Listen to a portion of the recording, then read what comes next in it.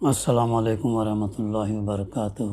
اعوذ باللہ من الشیطان الرجیم، بسم اللہ الرحمن الرحیم۔ یا ایہا الذین آمنوا اجتنبوا کثیرا من الظن ان بعض الظن اسم ولا تجسسوا ولا یغتب بعضکم بعضا ایحب احدکم ان یأکل لحم اخیہ میتا فکرہتموہ واتقوا اللہ ان اللہ تواب الرحیم۔ صدق اللہ العلی العظیم۔ رب اشرح لی صدری ویسر لی امری واحلل عقدۃ من لسانی یفقہوا قولی رب زدنی علما۔ اے لوگو جو ایمان لائے ہو، بہت گمان کرنے سے پرہیز کرو کہ بعض گمان گناہ ہوتے ہیں۔ تجسس نہ کرو اور تم میں سے کوئی کسی کی غیبت نہ کرے۔ کیا تمہارے اندر کوئی ایسا ہے جو اپنے مرے ہوئے بھائی کا گوشت کھانا پسند کرے؟ دیکھو تم خود اس سے گھن کھاتے ہو۔ اللہ سے ڈرو، اللہ بڑا توبہ قبول کرنے والا اور رحیم ہے۔ سورہ الحجرات کی بڑی معروف آیت نمبر 12 ہے، جس میں اللہ سبحانہ وتعالیٰ ایمان لانے والوں سے مخاطب ہو کر فرمایا کہ بہت گمان کرنے سے پرہیز کرو، اس لیے کہ بعض گمان جو ہے گناہ ہوتے ہیں۔ پہلی بات اس ضمن میں ہمارا مطالعہ الحمدللہ ہو چکا ہے گزشتہ، اور تفسیر بھی ہمارے مطالعے میں آ چکی ہے۔ پھر دوسری بات یہ بتائی کہ تجسس نہ کرو، جاسوسی نہ کرو، اور تم میں سے کوئی کسی کی غیبت نہ کرے۔ تیسری چیز یہ بتائی گئی تجسس کے بعد کہ کسی کی غیبت نہ کرے۔ غیبت کے متعلق بھی متعدد احادیث، اور پھر غیبت اور بہتان میں کیا فرق ہے یہ بھی ہمارے مطالعے میں الحمدللہ بات آئی، اور بھی کچھ اہم نکات ہیں غیبت کے تعلق سے جو انشاءاللہ ہم تھوڑا مطالعہ کر کے جو ہے آگے بڑھیں گے۔ سنت رسول صلی اللہ علیہ وسلم کی گزشتہ جو ہمارے سامنے مثالیں آئی ہیں، اس سے ان مثالوں سے استفادہ کر کے فقہا اور محدثین نے یہ قاعدہ اخذ کیا کہ غیبت یعنی کسی کے پیٹھ پیچھے برائی کرنا، اور اگر وہ شخص موجود ہے تو وہ اسے گوارا نہ کرے، وہ اسے برا سمجھے، تو اس کے اس میں موجود ہو تب بھی اس کی برائی اگر ہم بیان کریں تو غیبت کی تعریف میں آتے۔ اگر وہ برائی اس کے اخلاق میں نہیں ہے، معاملات میں نہیں ہے، اور ویسے ہی ہم نے بیان کر دیا تو پھر وہ بہتان کی تعریف میں آتا۔ بہتان جو ہے بہت بڑا گناہ ہے۔ تب یہ غیبت صرف اس صورت میں جائز ہے جبکہ ایک صحیح یعنی شرعاً سے صحیح غرض کے لیے اس کی ضرورت ہو، اور وہ ضرورت اس کے بغیر پوری نہ ہو سکتی ہو۔ پھر اسی قاعدے پر بنا رکھتے ہوئے علماء نے غیبت کی حسب ذیل صورتیں جائز قرار دی ہیں۔ پہلی، ظالم کے خلاف مظلوم کی شکایت ہر اس شخص کے سامنے جس سے وہ یہ توقع رکھتا کہ وہ ظلم کو دفع کرنے کے لیے کچھ کر سکتا، یعنی مظلوم جو ہے غیبت کر سکتا، اور وہ غیبت اس کے سامنے کرے گا یہ سمجھتے ہوئے کہ یہ جو شخص ہے میری مظلومی کو دور کر سکتا ہے، یہ فکر سے۔ دوسرا کنڈیشن، اصلاح کی نیت سے کسی شخص یا گروہ کی برائیوں کا ذکر ایسے لوگوں کے سامنے جن سے یہ امید ہو کہ وہ ان برائیوں کو دور کرنے کے لیے کچھ کر سکیں گے، تو یہ بھی غیبت کی تعریف میں نہیں آتا۔ تیسرا، استفتاء کی غرض سے کسی مفتی کے سامنے صورت واقعہ بیان کرنا جس میں کسی شخص کے کسی غلط فعل کا ذکر آ جائے، مفتی کے سامنے فتویٰ وغیرہ لینے کے لیے جو انفارمیشن ہم دیں گے اس صورت میں۔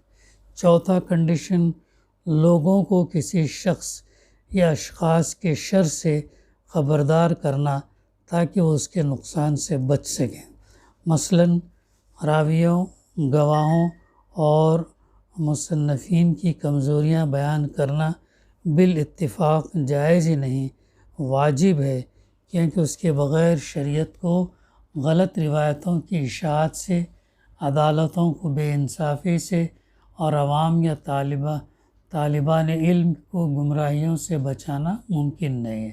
یا مثلاً کوئی شخص کسی سے شادی بیاہ کا رشتہ کرنا چاہتا ہو، یا کسی کے پڑوس میں مکان لینا چاہتا ہو، یا کسی سے شرکت کا معاملہ کرنا چاہتا ہو، یا کسی کو اپنی امانت سونپنا چاہتا ہو اور آپ سے مشورہ لے، تو آپ کے لیے واجب ہے کہ اس کا عیب و ثواب اسے بتا دیں، تاکہ ناواقفیت میں وہ دھوکہ نہ کھائے۔ دیکھو کیسا امپورٹنٹ پوائنٹ ہے یہ حالانکہ غیبت ہے بہت بڑا گناہ، لیکن کن صورتوں میں، کن حالات میں، کن کے متعلق جو ہے وہ کہی جا سکتی ہے، یہ بات عالم۔ 5واں کنڈیشن، ایسے لوگوں کے خلاف علی الاعلان آواز بلند کرنا اور ان کی برائیوں پر تنقید کرنا جو فسق اور فجور پھیلا رہے ہوں، یا بدعت اور گمراہیوں کی اشاعت کر رہے ہوں، یا خلق خدا کو بے دینی اور ظلم و جور کے فتنوں میں مبتلا کر رہے ہوں، ایسی صورت میں بھی جو ہے یہ اجازت دی گئی ہے۔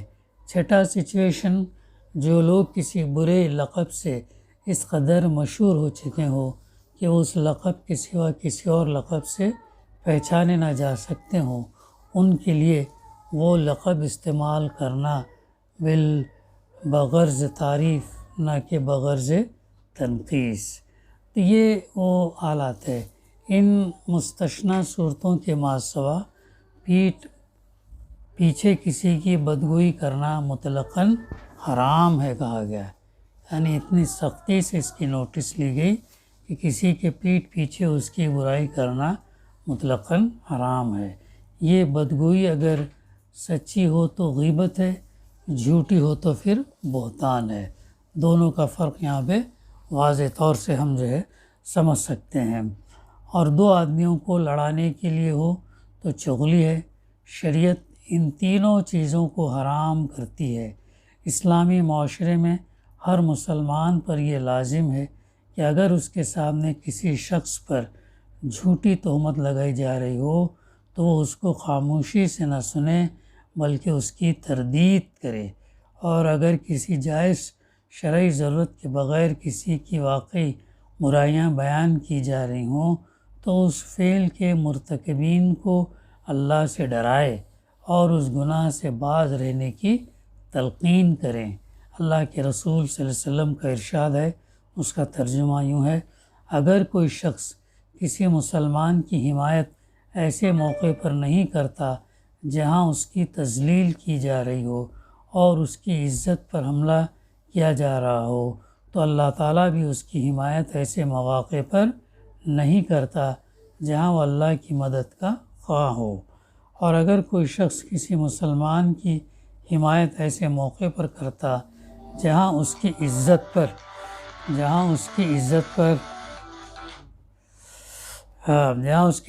حملہ کیا جا رہا ہو اور اس کی تذلیل و توہین کی جا رہی ہو، تو اللہ عز و جل اس کی مدد ایسے مواقع پر کرتا ہے جہاں وہ چاہتا ہے کہ اللہ اس کی مدد کرے۔ رہا غیبت کرنے والا، تو جس وقت بھی اسے احساس ہو جائے کہ وہ اس گناہ کا ارتکاب کر رہا ہے یا کر چکا ہے، اس کا پہلا فرض یہ ہے کہ اللہ سے توبہ کرے اور اس حرام فعل سے رک جائے۔ اس کے بعد دوسرا فرض اس پر یہ عائد ہوتا کہ حتی الامکان اس کی تلافی کرے۔ اگر اس نے کسی مرے ہوئے آدمی کی غیبت کی ہو تو اس کے حق میں کثرت سے دعائے مغفرت کرے۔ یہ بھی ایک بہت اہم ہے، اگر کسی کی ہم نے غیبت کی اور اس شخص کا انتقال ہو گیا تو ایسی صورت میں اس کے تعلق کثرت سے دعائے مغفرت کرے۔ اگر کسی زندہ آدمی کی غیبت کی ہو اور وہ خلاف واقعہ بھی ہو تو ان لوگوں کے سامنے اس کی تردید کرے جن کے سامنے وہ پہلے بہتان تراشی کر چکا ہے۔ اور اگر سچی غیبت کی ہو تو آئندہ پھر کبھی اس کی برائی نہ کرے اور اس شخص سے معافی مانگے جس کی اس نے برائی کی تھی۔ علماء کا ایک گروہ کہتا ہے کہ معنی معافی صرف اس صورت میں مانگنی چاہیے جب کہ اس شخص کو اس کا علم ہو چکا ہو، ورنہ صرف توبہ پر اکتفا کرنا چاہیے، کیونکہ اگر وہ شخص بے خبر ہو اور غیبت کرنے والا معافی مانگنے کی خاطر اسے جا کر بتائے کہ میں نے تیری غیبت کی تھی، تو یہ چیز اس کے لیے اذیت کی موجب ہوگی۔ بہت اچھی کلیئرٹی جو ہے مولانا نے غیبت، بہتان، چغلی اور اس کی معافی تلافی کیسے کرنا، زندہ رہے وقت کیسے، اگر جس کی غیبت کی گئی موت ہوگی اس کی تو کیسے، یہ تمام چیزیں جو ہیں نا بحیثیت مسلمان ہمارے کو معلوم رکھنا، ہم کو انفارمیشن رکھنا، ہم بغیر تاکہ ہم اس کو اپنی عملی زندگی میں نہ یہ کر سکیں۔ تو سننا آگے اللہ تعالیٰ فرماتا ہے، کتنی سخت یہ دیکھیے غیبت کے تعلق سے کہ احدکم ان یأکل لحم اخیہ میتا فکرہتموہ، جو اپنے مرے ہوئے بھائی کا گوشت کھانا پسند کرے گا۔ سوال کیا گیا اس فقرے میں، اللہ تعالیٰ نے غیبت کو مرے ہوئے بھائی کا گوشت کھانے سے تشبیہ دے کر اس فعل کی انتہائی گھنونا ہونے کا تصور دلایا۔ کتنی خطرناک بات ہے کہ اور کتنا لائٹلی ہم ان کے برائیاں وہ یہ جو ہے بیان کرتے ہیں، سب کرتے ہیں، اس کا ہمیں بہت احساس یہ رکھنا چاہیے کہ اگر ہم کر رہے ہیں تو بہت غلط ہے، گناہ ہے، بلکہ حرام ہے۔ مردار کا گوشت کھانا بجائے خود نفرت کے قابل ہے، کجا کہ وہ گوشت بھی کسی جانور کا نہیں بلکہ انسان کا ہو، اور انسان بھی کوئی اور نہیں بلکہ خود اپنا بھائی ہو۔ اتنی خطرناک مثال کون دے رہا؟ اللہ تعالیٰ اپنی کتاب میں سورہ حجرات میں آیت نمبر 12 میں تذکرہ گیا۔ پھر اس تشبیہ کو سوالی انداز میں پیش کر کے اور زیادہ مؤثر بنا دیا گیا تاکہ ہر شخص اپنے ضمیر سے پوچھ کر خود فیصلہ کرے کہ آیا وہ اپنے مرے ہوئے بھائی کا گوشت کھانے کے لیے تیار ہے۔ اگر نہیں ہے اور اس کی فطرت اس چیز سے گھن کھاتی ہے تو آخر وہ کیسے یہ بات پسند کرتا کہ اپنے ایک مومن بھائی کی غیر موجودگی میں اس کی عزت پر حملہ کرے، جہاں وہ اپنی مدافعت نہیں کر سکتا اور جہاں اس کو یہ خبر تک نہیں ہے کہ اس کی بے عزتی کی جا رہی ہے۔ اس ارشاد سے یہ بات بھی معلوم ہوئی کہ غیبت کے حرام ہونے کی بنیادی وجہ اس شخص کی دل آزاری نہیں جس کی غیبت کی گئی ہو، بلکہ کسی شخص کی غیر موجودگی میں اس کی برائی کرنا بجائے خود حرام ہے، قطع نظر اس سے کہ اس کو اس کا علم ہو یا نہ ہو، اور اس کو اس فعل سے اذیت پہنچے یا نہ پہنچے۔ ظاہر ہے کہ مرے ہوئے آدمی کا گوشت کھانا اس لیے حرام نہیں ہے کہ مردے کو اس سے تکلیف ہوتی ہے، مردہ بیچارہ تو اس سے بے خبر ہوتا کہ اس کے مرنے کے بعد کوئی اس کی لاش جو ہے بھون رہا ہے، مگر یہ فعل بجائے خود ایک نہایت گھنونا فعل ہے۔ اسی طرح جس شخص کی غیبت کی گئی ہو اس کو بھی اگر کسی ذریعے سے اس کی اطلاع نہ پہنچے تو وہ عمر بھر اس بات سے بے خبر رہے گا کہ کہاں کس شخص نے کب اس کی عزت پر کن لوگوں کے سامنے حملہ کیا تھا اور اس کی وجہ سے کس کس کی نظر میں وہ ذلیل اور حقیر ہو کر رہ گیا۔ اس بے خبری کی وجہ سے اسے اس غیبت کی سرے سے کوئی اذیت نہ پہنچے گی، مگر اس کی عزت پر ہر حال میں اس سے حرف آئے گا۔ اس لیے یہ فعل اپنی نوعیت میں مردہ بھائی کا گوشت کھانے سے مختلف نہیں ہے، یعنی اتنا سخت جو ہے اس کے تعلق سے یہاں پر اللہ سبحانہ وتعالیٰ نے احکام دیا۔ اب یہ چیزیں جس معاشرے میں نہ ہو تو وہ معاشرہ جو ہے پھر وہ بالکل پاک صاف ہوگا، وہاں پر امن ہوگا، سکون ہوگا، کسی کے بارے میں جو ہے یہ نہیں ہوں گی برائی، غیبت، بہتان، چغل خوری، لعن طعن، تجسس، ٹومے لگنا، یہ تمام چیزیں جو ہے جب کسی سماج میں معاشرے میں نہ ہو تو کتنا بہترین معاشرہ ہوگا وہ۔ تو یہ ہمیں جو ہے صرف سننا نہیں بلکہ ہم کو اپنی عملی زندگی میں اس کو لانا چاہیے۔ اگر خدا نخواستہ کسی کی ہم نے غیبت کی اور وہ شخص مر گیا تو پھر ہمارے لیے ایک راستہ یہ ہے کہ ہم جو ہے اس کے لیے مغفرت کی دعا کریں، کثرت سے جو ہے مغفرت کی دعا کریں۔ اور یہ بھی اگر ہو سکتا ہم نے غیبت کچھ لوگوں کی کی لیکن ہمیں معلوم نہیں کن کن لوگوں کی اگر کی ہے تو ایسی صورت میں اللہ سے ہم کو دعا کرنا چاہیے کہ اللہ تعالیٰ جو ہے جن سے ہمارے بھول میں ہم نے کسی کی غیبت وغیرہ کی ہے تو اللہ تعالیٰ معاف کرے، اور اس شخص کی جس کی غیبت کی گئی ہو اس کو اللہ تعالیٰ مغفرت کرے۔ یہ ایک ہمارے لیے سلوشن ہے تو بچنے کے لیے، چونکہ ہمیں بچنا ہے قبر کے عذاب سے بچنا ہے سب سے فرسٹ، پھر نمبر 2 آخرت اور قیامت کے مراحل سے ہم کو گزرنا ہے، نمبر 3 اللہ کے رسول صلی اللہ علیہ وسلم حوض کوثر کا پانی دیں گے تو حوض کوثر کا پانی ہم کو ملنا ہے، تاکہ وہ پانی اگر ہم پئیں گے تو حساب کتاب تک جنت میں داخل ہوئے تک پیاس نہیں لگے گی۔ یہ بہت بڑا فائدہ ہوگا۔ اللہ بعض جو لوگ دین میں تبدیلی کیے، ایڈیشن یا ڈیلیشن کیے، تو فرشتے حوض کوثر سے جانے کے پاس روکیں گے، تو اللہ کے رسول صلی اللہ علیہ وسلم پوچھیں گے کیوں انہیں روکا جا رہا ہے؟ حوض کوثر سے میری امتی ہیں وہ، کیوں ان کو روکا جا رہا ہے؟ تو فرشتے کہیں گے کہ اللہ کے رسول صلی اللہ علیہ وسلم آپ کے جانے کے بعد یہ لوگوں نے کیا کیا نہیں کیا، کیا کیا چیزیں جو ہے بدلاؤ نہیں کیے، قرآن مجید کو چھوڑ رکھا تھا۔ تو پھر جب اللہ کے رسول صلی اللہ علیہ وسلم جو ہیں پھر دور کرو میری نظروں سے جب کہیں گے یہ ہوگا، پھر یہ حوض کوثر پانی اگر مل گیا تو سمجھو بہت بڑی کامیابی ہمارے کو ہوگی۔ پھر حوض کوثر کے بعد جو آخری مرحلہ ہے کون سا ہے؟ پل صراط کا ہے۔ پل صراط کیا ہے؟ بال سے زیادہ باریک، تلوار سے زیادہ تیز، یہ پار کرنا ہوگا۔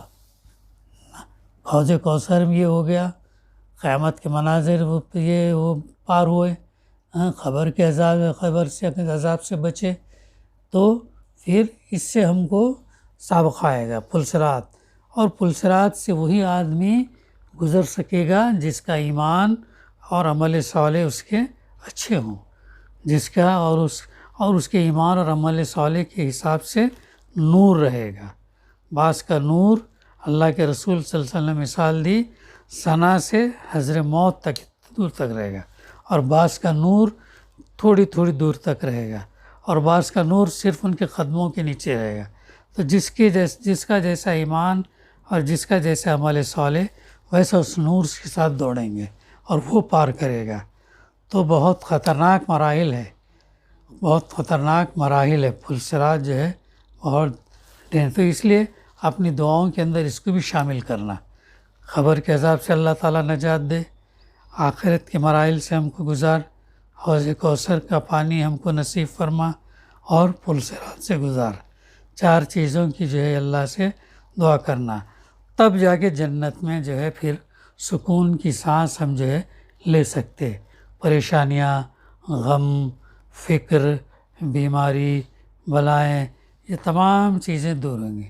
دنیا میں آئیں تو دنیا میں تو مسائل رہیں گے، اسی لیے اللہ تعالیٰ سورہ بلد کے اندر فرمایا لَقَدْ خَلَقْنَا الْإِنسَانَ فِي كَبَدٍ، ہم نے انسان کو مشقت میں، تکلیف میں پیدا کیا تاکہ ہم اس کو آزمائیں۔ تو یہ چیز اگر ہم یہ چاہیں دنیا میری جنت بن گئے تو پھر جو ہے پھر حلال کی بجائے حرام راستے اختیار کریں گے تو وہ جو ہے ہو سکتا ہے، اور وہ بھی اتنا ہی جتنا اللہ چاہے گا۔ کوئی اللہ کے اذن سے کوئی چیز نہیں ہوگی، تو تھوڑے بہت پریشانی، تھوڑی بہت مشکل تکلیف ہے تو صبر کرنا، اور صبر یعنی استقامت، اپنے موقف پر جمے رہنا، اللہ کی مدد سے اس پریشانی، مصیبت اس سے جو ہے پار ہونا، اسی پر بھروسہ کرنا، اسی پر توکل کرنا، اسی سے دعا مانگنا، اور یہ کرنا کہ اس پریشانی، آزمائش، مصیبت جو ہے ہم کو جو آئی اللہ کے اذن سے، اور اللہ ہی اس کو دور کرے گا، اور اسی سے ہم رجوع کرنا۔ اور ہے نا. ایک حدیث میں اللہ کے رسول صلی اللہ علیہ وسلم کیا فرمایا، اگر کوئی شخص اپنی حاجت یعنی اپنی ضرورت انسانوں کو بولنے کے بجائے وہ اپنے اللہ سے عرض کرتا ہے تو پھر اللہ اس کی ضرورت کو ایسی جگہ سے پوری کرتا جہاں اس کا گمان بھی نہیں ہے. ایسا ہوتا تو اس لیے ٹوٹل اپنا submission to the will of اللہ، اللہ سے ہی اچھی جو ہے ہم امید لگانا اور اللہ سے ہی جو ہے توکل بھروسہ کرنا، اللہ کے فیصلوں پر راضی ہونا، کوشش تدبیر ایفرٹس محنت سب پوری کرنا to the best of our abilities ہم کرنا، لیکن نتیجہ اللہ کے اوپر چھوڑ دینا. اللہ جو یہ چاہتا ہے اس حساب سے، اور پھر اللہ پھر جو فیصلہ یہ کرے وہ فیصلے کے لیے تیار رہنا. سمپل لاجک ہے، کوئی مشکل یہ نہیں ہے. اللہ کوشش پوری کرنا، دعا کرنا، پھر جو اللہ ہم کو فیصلہ دے اس فیصلے پر تیار رہنا. یہ ہے زندگی. اسی کو اللہ کے رسول صلی اللہ علیہ وسلم نے ایک حدیث میں کیا فرمایا، مومن کا بھی عجیب معاملہ ہے. اس کا معاملہ عجیب ہے. جب اس کے لیے آسائش آتی ہیں تو اس کا اللہ کا شکر ادا کرتا ہے، اور جب اس پر تکلیف پڑتی ہے تو اس کا جو ہے پھر وہ صبر کرتا ہے. گویا اس کی پوری زندگی کس میں ہے، شکر میں یا صبر میں. ایسا ہے، شکر کی زندگی